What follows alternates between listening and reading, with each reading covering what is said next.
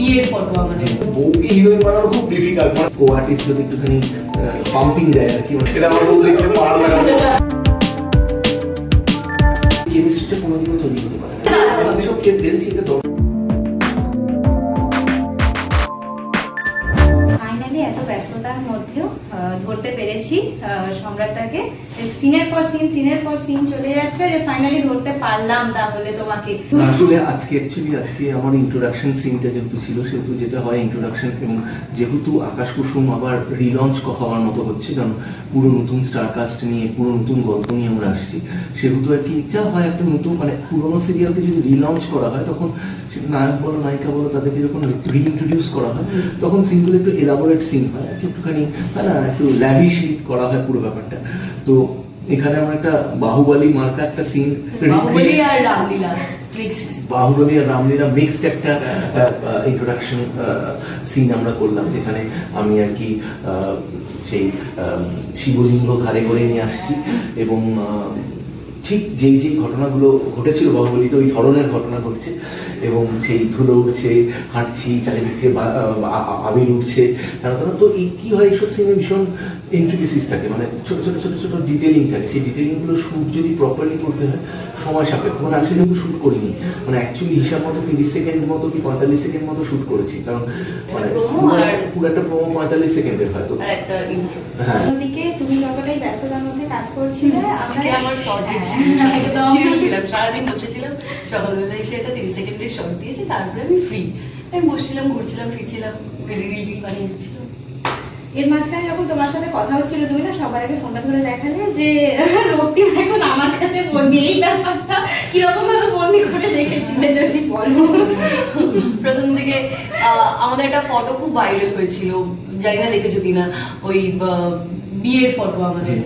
ওই সময় তুমি যদি নোটিস করো, আমার ফোনটা ওনার হাতে ছিল, তো যেটা হয়ে থাকে আর কি, শুরুর দিকে আমি ওনার কবজায় ছিলাম, এখন উনি আমার কবজায়, বোঝাতে চাইছি আর কি। এই রে আমার না, অ্যাকচুয়ালি আমি তখন শর্টগুলো দিচ্ছিলাম এবং পুরো গায়ে আমার জল ঢালা হচ্ছিল, এবং যেহেতু জলটা ঢালা হচ্ছিল সেহেতু হাতে ফোন রাখলে তো জল পড়ে যাবে, তো আমি কার হাতে দিই, তারপরে দেখলাম যে এই একটা মানুষ ফ্রি বসে আছে, এই মানুষটাকে দিলে। তুমি এটা ভাবো যে আমার শর্ট ছিল না, আমি জাস্ট তোমাকে চেয়ার আপ করার জন্য ওখানে বসেছিলাম, এটাও বলো। এটাও সত্যি কথা, যে মানে কি হয় যে মানে যেহেতু শর্টটা ডিফিকাল্ট শর্ট, ধরে শীতকালে গায়ে জল দিয়ে, মাথায় জল দিয়ে ঘন্টার পর ঘন্টা, তোমরা নিজেরাই দেখলে প্রায়, তোমরা নিজেরাই 3-4 ঘন্টা, লাস্ট 3-4 ঘন্টা ছিল শীতকালে স্পেশালি, মানে সেখানে কো আর্টিস্ট যদি একটুখানি পাম্পিং দেয় আর কি, মানে একটুখানি অনেকখানি সহযোগিতা করে আর কি, মানে বা পাশে থাকে, তখন মনে হয় যে হ্যাঁ না ঠান্ডাটা একটু কম লাগছে। শুধু কি অন স্ক্রিনের কো আর্টিস্ট বলে, নাকি অন স্ক্রিনের বউ বলে কাজটা সব থেকে বেশি ছিল? না, অন স্ক্রিনে কি হয়, লোকের তো অরিজিনাল বিয়ে 1 বছর টেকে না, যা আমি দেখতে পাচ্ছি, তো আমাদের তো নকল বিয়ে 1 বছর টিকে গেছে আর কি। তো দ্যাট ইজ ওয়াই কি হয়, একটা তো ডেফিনেটলি একটা সুসম্পর্ক তৈরি হয় দুজনের মধ্যে। একটা বছরে তো সবকটা দিন ভালো হয় না, খারাপ দিন গেছে, ভালো দিন গেছে। এর মধ্যে আমার বাবার মৃত্যু হয়েছে এই সিরিয়াল চলাকালীনই আমার একটা খুব সাংঘাতিক অ্যাক্সিডেন্ট হয়েছে, এরকম বিভিন্ন ঘটনা ঘটেছে, নাম বদনাম সুনাম, ভালো দিন খারাপ দিন সব দেখেছি। তো সব সময় তো কি হয়, মেগা সিরিয়াল তো ফ্যাক্টরির মতো থামে না। এই যে লম্বা জার্নিতে কি হয়, যে মানুষটা তোমার কো আর্টিস্ট, সে যদি সহানুভূতিশীল না হয়, বা সে যদি সাপোর্টিভ না হয়, বা সে যদি তোমার প্রবলেমসগুলো না রিয়েলাইজ করে, তাহলে আমার মনে হয় এই কেমিস্ট্রিটা কোনোদিনও তৈরি হতে পারে না। এবং টেলিভিশনে যদি কেমিস্ট্রি যদি ঠিকঠাক না থাকে, 1 বছর বা 1.5 বছর ধরে একসাথে কাজ করাটা অসম্ভব। দেখো মনের মিল আগের ভিডিওতে আমি সেম কথাই বলেছি। বোঝাই যাচ্ছে যে একদম পক্ত গিনি হয়ে গেছে আর কি দিন। হ্যাঁ, মানে গিনির মতোই আর কি। ও মাঝে মধ্যে আমাকে হেল্প করে দেয়, অনেক সময় আমি এত দুষ্টুমি করে সিনটা পড়িনি, তখন ও আমাকে, আমি ওকে জিজ্ঞেস করি কোন জায়গাতে ডায়লগ আছে বলতো, এই এরপরে কার ডায়লগ আছে বলতো, ও বলে দেয় আর কি ডায়লগগুলো, এবং এইভাবে আর কি আমার চুরি চামাটিগুলো একটু হেল্প করে। আমি হচ্ছে অনেক সেই ওপর থেকে টপাস করে আম পড়ার মতো ব্যাপার আর কি। আমি কি কিচ্ছু জানি না, আগে কি ঘটনা ঘটেছে, পরে কি ঘটনা ঘটবে, এবার ওর থেকে আস্তে আস্তে করে কানে কানে জেনে কি হয়েছিল। এটা তো দ্যাট ইজ ওয়াই, মানে ডেফিনেটলি ও খুব একটা সাপোর্টিভ কো আর্টিস্ট। এবং দেখো, মানে আমার ক্ষেত্রে যেটা একটু আগে ইনফ্যাক্ট ওকেও বলছিলাম, যে আমার ক্ষেত্রে আমার নায়িকারা কিন্তু সব সময় যেমন আমি তাদের জন্য লাকি প্রুফ হয়েছি, তেমন তারা আমার জন্য লাকি প্রুফ হয়েছে। আমার ফার্স্ট প্রজেক্ট মোহনা, সেখানে আমার নায়িকা ছিল পার্নো মিত্র, এবং আমরা সেম এরকম কিন্তু সুন্দর একটা ভাইব শেয়ার করেছিলাম। তারপরে আমি বউ কথার বউ করলাম, সেখানে মানালি আমার হিরোইন ছিল, সেখানে সেম ভাইব শেয়ার করেছিলাম, এখনো আমার দারুণ বন্ধু। তারপরে আমি করেছি বিন্দি, সেখানে চাঁদনি সাহা, রুষা চ্যাটার্জি দুজনে ছিল, খুব ভালো বন্ধুত্ব হয়ে গেছিল। তার মাঝখানে একটা করেছিলাম ফনা, সেখানে আমার বউই আমার হিরোইন ছিল, তাই তাই আর মাঝখান থেকে স্কিপ হয়ে গেল। না না না, এটা আমার বউ দেখলে মার লাগাবে। কিন্তু ডেফিনেটলি সেখানেও একটা দারুণ ভাইব তৈরি হয়েছিল। সেই দারুণ ভাইবটা ছিল যে অন্য কারোর দিকে তাকাবে না, অন্য আর্টিস্টের দিকে তাকাবে না, ওরকম একটা ভাইব তৈরি হয়েছিল।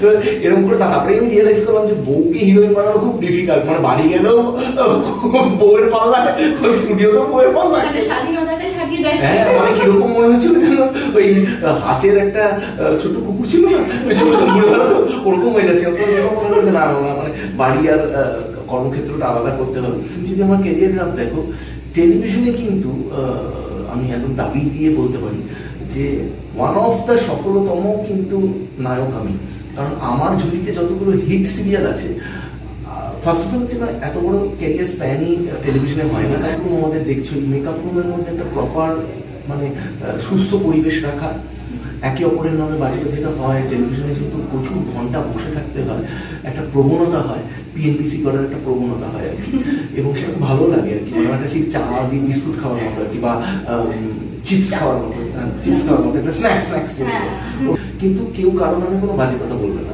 আমাদের একটা হেলদি মেকআপ, এর থেকে ভালো মেকআপ আমার কোথাও নেই।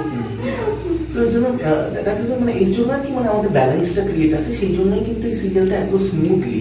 তুমি দেখো এখানে কোনো বিশাল বক্স আর্টিস্টদের দিয়ে ভর্তি, নাম করা সব হেভি ওয়েট অভিনেতারা আছে, কিছু নয়, কিন্তু খুব হালকা ফুলকা একটা কাস্টিং, কিন্তু সেটা মানুষ পছন্দ করছে। বললে যে আগে তুমি অনেক চরিত্র করেছো, কিন্তু লিড ক্যারেক্টারে প্রথমবার কাজ করছো, তো এত সুন্দর একটা হেলদি পরিবেশ, তোমার অপোজিটে সম্রাটটা, তো কিরকম ভাবে এনজয় করছো? 1 বছর ধরে করে এসছো, নতুন কি ভাবে করছো? আর যা সত্যি মানে খুব সত্যি যে উনি প্রত্যেকটা ভিডিওতে আমার অফুরন্ত প্রশংসা করে, আর আমি একটা মুখ দিয়ে কিছু বের করি না, ঠিক আছে, ডে 1 থেকে আমি বলি হ্যাঁ আমি আজ সাপোর্টিভ, খুব সাপোর্ট করে এরকম। কিন্তু আজকে জেনুইনলি চলো বলেই দিচ্ছি, সত্যি সম্রাট, মানে সেমই কথা বলবো যে সত্যি সম্রাটটা সাপোর্টিভ। আর এই যে আমি যেটা বললাম যে এর আগে যেহেতু আমি মানে পার্শ্ব চরিত্র করেছি, মেন লিড করিনি, তো এই যে সারাদিনের হেডেকটা, এতগুলো পরপর মানে পার্শ্ব চরিত্র করলে কি হয় যে দিনে তোমার 3টে সিন, চলো 2টো ডায়লগ প্রত্যেকটা সিনে হয়ে যায় মানে। কিন্তু যখন আমি ভয়টা পেয়ে গেছি যে আমার অপোজিটে সম্রাট মুখার্জি আছে, তখন টক্কর অ্যাটলিস্ট না হলেও দাঁড়াতে তো হবে তার সামনে, মানে নায়ক সব গিয়ে খেয়ে চলে গেল, নায়িকা হ্যাবলা, নায়িকা একটু তো পাশে দাঁড়াতে হবে। সব খেয়ে ফেলছি, এটা দর্শক বলবে না না, এটা খুব হার্ডওয়ার্কিং, খুব হার্ড। তো এইটা কিন্তু একটা মোটিভেশনের মতনই কাজ করছে যে সম্রাট মুখার্জি যেহেতু আমার অপোজিটে, আমার কিন্তু ভালো পার্টটা করতেই হয়ে গেল। আর আরো হয়তো এগোবো আমরা, আরো বলেছি বাড়ি গাড়ি করবে, তো সেখানে দাঁড়িয়ে একটা বছর, 1.5 বছর ধরে একইভাবে মানে প্রায় 1 নম্বর মেনটেন করে চলা দুজনের ক্ষেত্রেই, তো সেটা কি কোথাও একটা প্রেশার নাকি অ্যাপ্রিসিয়েশন, কিভাবে তোমরা জিনিসটাকে নিচ্ছ? একেবারে সেই মোহনা থেকে শুরু করে বউ কথা কও, টাপুর টুপুর, বিন্দি, চিরসাথী, ফুলমণি, একের পর এক সিরিয়াল যেগুলো আমরা করেছি সব কটাতে ভালোবাসা পেয়েছি। এমনকি মানে জোকার সেজেছি, মানে এই একটা সিরিয়াল করতাম আমি কিরণমালা বলে, সেটা জোকার সেজেছি, মাথায় হেলমেট ফেলমেট পরিয়ে, চোখে রং ফং পরিয়ে। আমার খুব মানে বিরক্ত লাগলো এই সিরিয়ালটা করতে, কারণ মানে ওরকম ওই চরিত্রটা মানে সামহাও আমি ঠিক মানে অ্যাসোসিয়েট করতে পারতাম না। সেইখানেও মানুষ আমাকে ভালোবাসা দিয়েছে ওই চরিত্রতেও। আমার কিছুটা কনফিডেন্স, ইয়েস, ওভার কনফিডেন্স বলতে পারো, অ্যারোগেন্স বলতে পারো, যে আমি টেলিভিশনে আমি নিজেকে একেবারে মানে রন্ধ্রে প্রমাণ করে ছেড়েছি যে ইয়েস, টেলিভিশনের দর্শকটাকে সম্রাট মুখার্জি চেনে, জানে। কি কথা দিচ্ছি, এই যে নতুন ট্র্যাকটা ঢুকলো, এরপরে আবার আমরা 1 নম্বর দেখে নিও, পরের বার যখন আসলে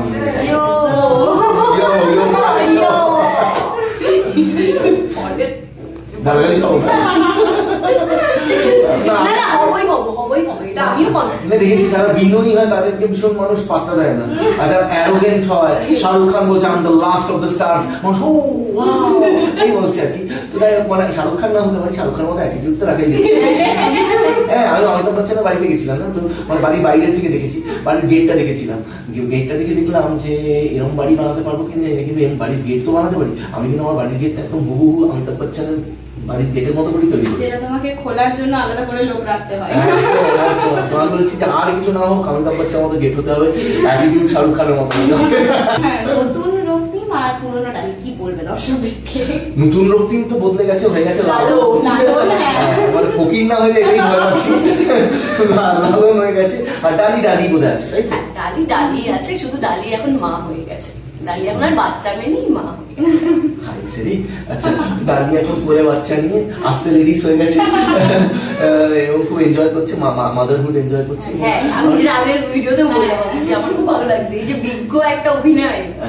না, কিন্তু আমি দর্শকদের বলবো যে আপনারা গত একটা বছর ধরে আমাদেরকে ভালোবাসা দিয়েছেন, আশা করি এখনো আবার ভালোবাসা দিয়ে যাবেন, এবং আমাকে আপনারা মোর দ্যান 26 ইয়ার্স ধরে ভালোবাসা দিয়েছেন। তো এর থেকে বড় পাওনা আর দর্শকদের থেকে কিচ্ছু হতে পারে না। এবং আকাশ কুসুম কিন্তু প্রত্যেক দিন হয় সান বাংলায় 7:30টার সময়, 7:30 টাইমিংটাও একদম মানে ঝাকাস টাইমিং,